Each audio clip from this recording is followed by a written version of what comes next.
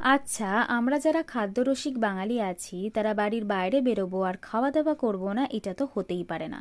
আর আমাদের খাওয়া দাওয়া মানে যত রকমের unhealthy tasty tasty fast food item. কিন্তু কলকাতার এমন একটা জায়গা আছে যেখানে আসলে আমি সমস্ত রকম ফাস্ট ফুড ভুলে গিয়ে যেটা সব থেকে খেতে প্রেফার করি সেটা হলো এই দাদার দোকানে বানানো কর্ন আইটেম। এখানে এসেছি আর দাদার দোকানের কর্ন খাইনি সেটা এখনো অবধি হয়নি। এখানে তোমরা পেয়ে যাবে চিজ আর বাটার কর্ন উইথ আর উইদাউট মশলা। আমরা উইদাউট মশলা বাটার কর্নটাই প্রেফার করি। এই জায়গার লোকেশন জানতে গেলে আমাকে কমেন্ট করতে কিন্তু ভুলো না। আর এখানে যারা এসেছো তারাও কিন্তু কমেন্ট করে জানি। আচ্ছা, আমরা যারা খাদ্যরসিক বাঙালি আছি তারা বাড়ির বাইরে বেরোবো আর খাওয়া দাওয়া করবো না, এটা তো হতেই পারে না।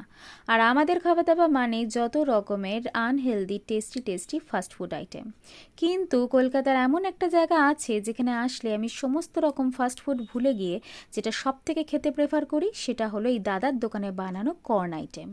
এখানে এসেছি আর দাদার দোকানের কর্ন খাইনি সেটা এখনো অবধি হয়নি।